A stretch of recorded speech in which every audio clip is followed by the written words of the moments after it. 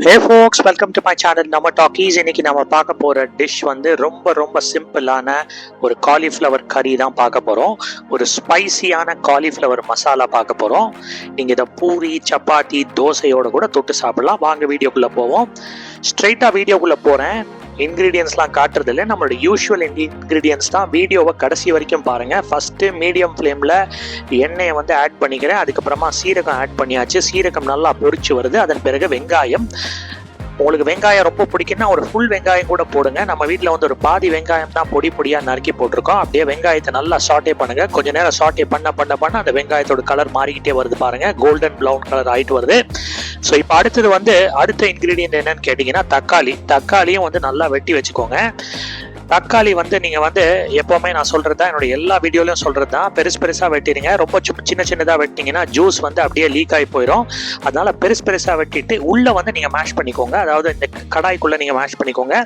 இப்போ அடுத்தது நம்ம வந்து தக்காளியை ஆட் பண்ணியாச்சு. இப்போ அடுத்தது ஒன்றா பொடிகளை ஆட் பண்ண போகிறோம். என்னென்ன பொடின்னு கேட்டிங்கன்னா, ஃபஸ்ட்டு வந்து மஞ்சள் பொடி.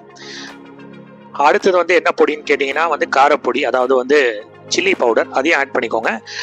அடுத்தது என்ன பவுடர்னு கேட்டிங்கன்னா வந்து உங்களுக்கு சில்லி பவுடர் அதிகமாக வேணும்னா ஆட் பண்ணிக்கோங்க. காரம் ரொம்ப பிடிக்கும்னா அதிகமாக ஆட் பண்ணிக்கோங்க. அடுத்தது என்ன பவுடர்னு கேட்டிங்கன்னா தனியா பவுடர். அதாவது இது ஒரு காலிஃப்ளவர் மசாலான்னு வரும்போது நம்ம எல்லா விதமான மசாலாவும் ஆட் பண்ணுறோம். ஓகே, ஸோ நம்ம வந்து தனியா பவுடர் ஆட் பண்ணுறோம். அதுக்கப்புறமா வந்து கரம் மசாலா ஆட் பண்ணியிருக்கோம். எல்லாம் ஒரு ஸ்பூன் கொஞ்சம் ஆட் பண்ணிக்கோங்க. உங்களுக்கு காரம் கம்மியாக வேணும்னா இதெல்லாம் கொஞ்சம் கம்மியாக ஆட் பண்ணிக்கோங்க. ரொம்ப அதிகமாக ஆட் பண்ணிடாதீங்க. ரொம்ப அதிகமாக ஆட் பண்ணிங்கன்னா இது வந்து ரொம்ப ஸ்பைசி ஆகிடும். இப்போ அடுத்தது வந்து நம்ம வீட்டில் கிச்சன் கிங் மசாலான்னு ஒன்று இருக்குது, அதையும் ஆட் பண்ணுறோம். ஸோ எல்லா விதமான மசாலாவையும் ஆட் பண்ணியாச்சு. மறுபடியும் சொல்கிறேன், மஞ்சள் பொடி, சில்லி பவுடர், அதுக்கப்புறமா வந்து கரம் மசாலா, தனியா பொடி, அதுக்கப்புறமா வந்து இப்போ வந்து நான் ஆட் பண்ணது வந்து ஜிஞ்சர் கார்லிக் பேஸ்ட்டு. மன்னிக்கணும், இன்னொரு பொடி நான் ஆட் பண்ணேன். அது ஆக்சுவலாக வந்து கரம் மசாலா ஆட் பண்ணோம், கிச்சன் கிங் கிடையாது. சீரக பவுடர் ஆட் பண்ணியிருக்கேன். சீரக பவுடர் செம்ம வாசனையான பவுடருங்க, அதையும் ஆட் பண்ணிக்கோங்க வீட்டில் இருந்ததுன்னா. அதுக்கப்புறமா நான் ஆட் பண்ணது வந்து பார்த்தீங்கன்னா ஜிஞ்சர் கார்லிக் பேஸ்ட்டு. உங்கள் வீட்டில் ஜிஞ்சர் கார்லிக் பேஸ்ட் இல்லைன்னா லைட்டாக கார்லிக்கை லைட்டாக வெட்டிக்கிட்டு அப்படியே இஞ்சி துண்டுகளையும் நல்லா துண்டாக நீட்டாக வெட்டிக்கிட்டு இதில் போட்டு நல்லா மேஷ் பண்ணிடுங்க. இல்லை தனியாக மேஷ் பண்ணிவிட்டு இதில் போட்டு நல்லா மிக்ஸ் பண்ணிடுங்க. இல்லை மிக்சியில் போட்டு அடித்து இதில் மிக்ஸ் பண்ணிடுங்க. அவ்வளோதான். இப்போ அடுத்தது வந்து நிறைய பொடிகள்லாம் ஆட் பண்ணியிருக்கோம் இல்லையா, அதுக்கு இணையாக வந்து நம்ம வந்து அந்த காரத்தை காம்பன்சேட் பண்ணுறதுக்காக நம்ம வந்து தயிர் ஆட் பண்ணுறோம். ரொம்ப ஆட் பண்ணிடாதீங்க. தயிர் வந்து ஒரு 2 ஸ்பூன் ஆட் பண்ணியிருக்கேன். நல்லா திக்கான ஒரு கர்ட் ஆட் பண்ணிக்கோங்க. இந்த கர்டு வந்து இந்த காரத்தை வந்து குறைக்கிறது மட்டும் இல்லை, அதே சமயம் வந்து ஒரு டேஸ்ட் என்ஹான்சரும் கூட. ரொம்ப வித்தியாசமான ஒரு டேஸ்ட் உள்ள ஒரு காலிஃப்ளவர் கறி தான் இது.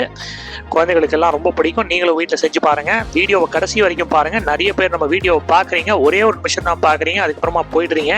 சில பேர் வந்து மிஞ்சி போனால் 2 நிமிஷம் பார்க்குறீங்க. நம்ம 5 மினிட்ஸ் வீடியோ, 5 to 10 மினிட்ஸ் தான் எல்லா வீடியோவும். கடைசி வரைக்கும் பார்த்தீங்கன்னா உங்களுக்கு அற்புதமான ரெசிபீஸ்லாம் கிடைக்கும்.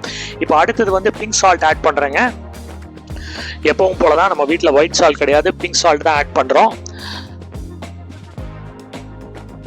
சால்ட் ஆட் பண்ண மறந்துடாதீங்க. ஏன்னா எப்பவுமே நிறைய பொடிகள்லாம் ஆட் பண்ணும்போது மெயின் இன்கிரீடியன்ட் சால்ட், அதை நம்ம மறந்துடுவோம். ஸோ அதனால் அதை மறந்துடாதீங்க. ஏன்னா இதில் வந்து குறைஞ்சது வந்து ஒரு 5 பொடியாவது நம்ம ஆட் பண்ணியிருப்போம். ஸோ நல்லா கொதிச்சு வருது பாருங்க. இந்த தக்காளியும் வெங்காயமும் நல்லா கொதிச்சு வரும் பொழுது நம்ம வந்து இந்த காலிஃப்ளவர் ஆட் பண்ணுறோம். காலிஃப்ளவர் வந்து ஒரு 10 மினிட்ஸ் நான் நல்லா பாயில் பண்ணி அதுக்கப்புறமா அதை சாஃப்டன் பண்ணியிருக்கேங்க. இது வந்து சாஃப்டான காலிஃப்ளவர், பாயிலான காலிஃப்ளவர். அதை நான் உங்களுக்கு தனியாக வீடியோவில் காட்டல. ஒரு சாஃப்டனான காலிஃப்ளவர் இது. அதாவது தண்ணியில் கொதிக்க வச்ச காலிஃப்ளவர் இது. ஒரு 10 மினிட்ஸ் கொதிக்க வச்ச பிறகு இதில் நீங்கள் ஆட் பண்ணுங்க. நல்லா வாஷ் பண்ணிட்டு அதுக்கப்புறமா கொதிக்க வைங்க காலிஃப்ளவரை. மூடி வச்சாச்சு. ஒரு 10 மினிட்ஸ் கழிச்சு இந்த மூடியை நம்ம ஓப்பன் பண்ண போகிறோம். ஓப்பன் பண்ணி பார்த்தோன்னா பாருங்க, நம்மளுடைய காலிஃப்ளவர் நல்லா கொதிச்சுக்கிட்டு வருது. கடைசியாக நான் ஆட் பண்ணது என்னன்னு கேட்டிங்கன்னா பிளாக் பெப்பர் பவுடர். அதாவது ஃப்ரெஷ்ஷாக மிளகு இருக்கு பார்த்தீங்களா, அதை நம்ம மிக்சியில் அடிச்சுக்கிட்டோம். ஒரு 10 மிளகு போட்டேன். 10 மிளகு போட்டுட்டு பியூட்டிஃபுல்லாக வந்து மிக்சியில் அடித்த உடனே ஃப்ரெஷ் பெப்பர் பவுடர் ரெடி ஆகிடுச்சு. அதை ஆட் பண்ணியிருக்கேன். இப்போ கடைசியாக வந்து கொத்தமல்லி ஆட் பண்ணுறேன். கொத்தமல்லி சின்னதாக வெட்டிக்கோங்க. அதுக்கப்புறமா ஆட் பண்ண பிறகு நல்லா மிக்ஸ் பண்ணுங்கள். பாருங்கள், நம்மளுடைய ஃபேண்டாஸ்டிக்கான காலிஃப்ளவர் மசாலா தயார். பாருங்க எவ்வளோ பியூட்டிஃபுல்லாக வந்திருக்கு பாருங்க. நீங்களும் உங்கள் வீட்டில் செஞ்சு பாருங்க. தேங்க்ஸ் ஃபார் வாட்சிங் my channel. Do like and subscribe. மீண்டும் ஒரு அற்புதமான காணொளியில் சந்திப்போம். நன்றி, வணக்கம்.